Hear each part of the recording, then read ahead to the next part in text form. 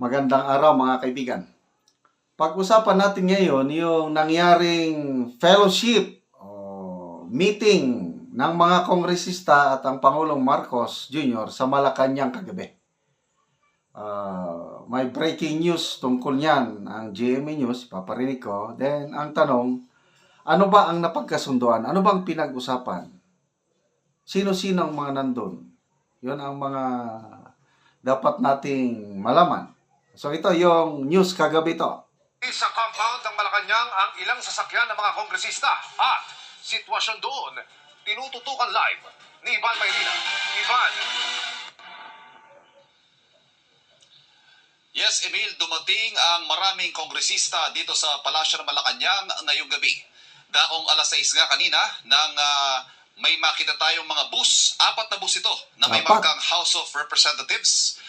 At papasok sila dito sa Palasyo ng Malacanang. Bukod pa riyan, ang ilang mga pribadong sasakyan na may plakang 8 na para sa mga sasakyan ng mga kongresista. Agad nating tinanong ang Presidential Communications Office o PCO kung anong meron para saan ang malaking pagtitipong ito. At lalo't nataon ito sa gitna ng mainit na usapin ng impeachment laban kay Vice President Sara Duterte. Pero mabilis sa paglilinaw ng PCO, itong pagtitipong ito raw ay fellowship sa pagitan ng Office of the President at mga miyembro ng House of Representatives at ito raw ay matagal nang nakaschedule. Nauna nang sinabi ng Pangulo, hindi siya pabor sa impeachment dahil kakain lamang daw ito ng oras ng Kongreso at wala rin namang may dudulot na maganda sa buhay ng mga Pilipino. Emil, patuloy tayong kumakalap ng iba pang impormasyon at detalye tungkol sa nagaganap na fellowship dito sa Malacanang ngayong gabi. Balik sa iyo, Emil. Maraming salamat, Ivan Mayrina. Okay, so mga kaibigan, maniwala ba kayo na matagal nang naka-schedule itong meeting na ito? O kaya ay bigla ang pinatawag? Kasi nagkataon, ka-announce lang ng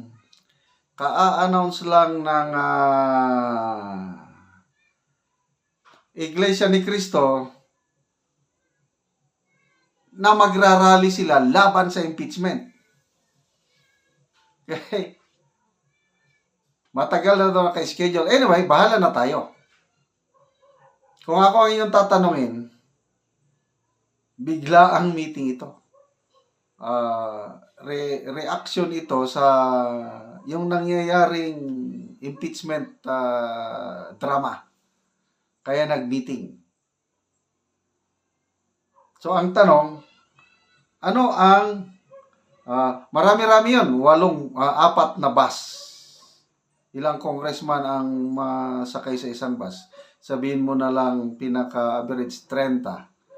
So apat, mga 100 plus na congressmen ang nag-fellowship sa Malacanang kagabi. So, sino-sino ang mga nandun?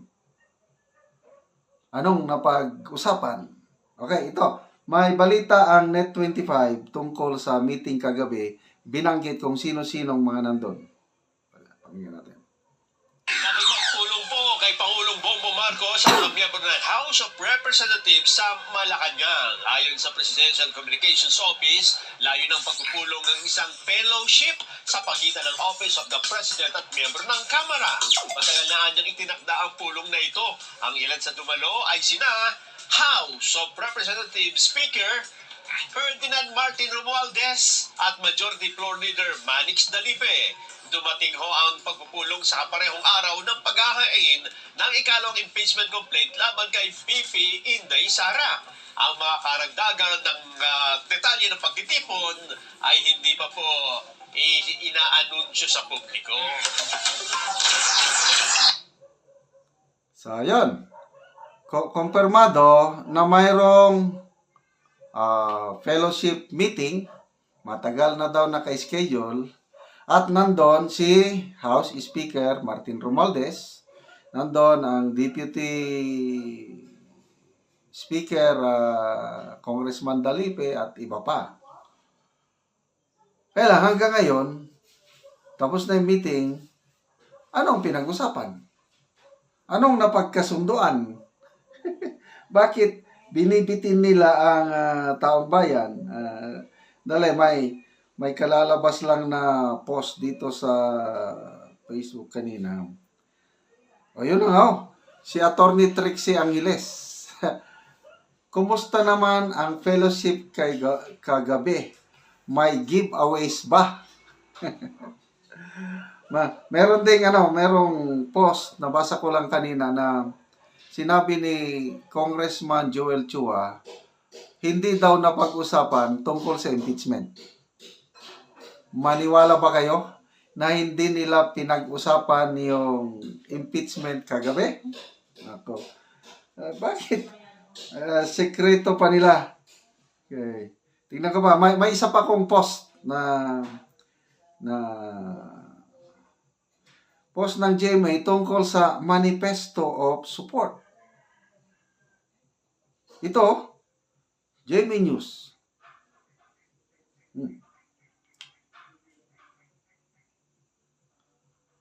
Posted 2 hours ago.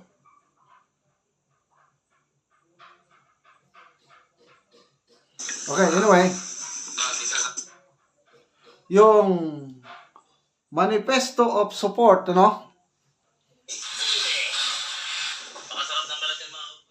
Manifesto of Support, post ng GMA. Ang title ng manifesto, ganito. Manifesto of Support of the House of Representatives to President Ferdinand Bongbong Marcos Jr. Yan ang title. Tapos, may subparagraph siya. A declaration of unity, loyalty, and resolve in defense of the nation. So, medyo mahaba ito. Kinuha ko na lang yan. May mga 5 points na diniscuss sa Manifesto of Support. Number 1, defending the President as a symbol of the nation's sovereignty. Number 2, upholding the rule of law and democratic governance. Number 3, protecting the nation from internal and external threats. Number 4, promoting legislative unity.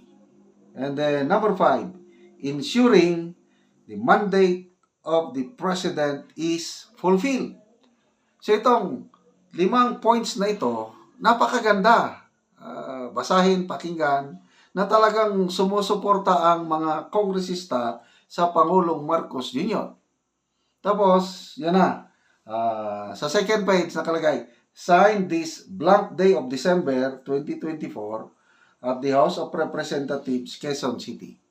Then nandun yung mga House leaders, Martin Romualdez, Speaker of the House, Dalipi, Gonzales Jr., Jose Aquino Jr., Villafuerte, then 4 others. Nung tinignan ko, walang perma. Tapos yung sign this blank, walang petsa ng December. So, lumalabas itong post na ito is just a draft manifesto. So, itong nangyayaring kaguluhan sa impeachment ngayon na para bang lumalabas na hindi na sinusunod ng mga kongresista o ang House of Representatives, binaliwala na ang Pangulo. So, magkakaroon ngayon ng image na hindi na magandang samahan ng House at ang Legislative at saka Executive. Baka, akin-akin lang ito, may own evaluation, anong pinag-usapan. Baka isa ito sa pinag-usapan. Para ipakita ng mga kongresista na suportado pa rin nila ang Pangulong Marcos Jr. Sana, kasi ito, wala pa ng perma eh. Sana anytime today or bukas, ilalabas na itong manifesto at permado na nila. Ibig sabihin, nagkasundo-sundo na. Sana ganon ang nangyari kagabi. Kasi maganda naman talaga kung masunod yung hiling o opinion, kagustuhan ng Pangulo na wag nang ituloy ang impeachment. Excuse me.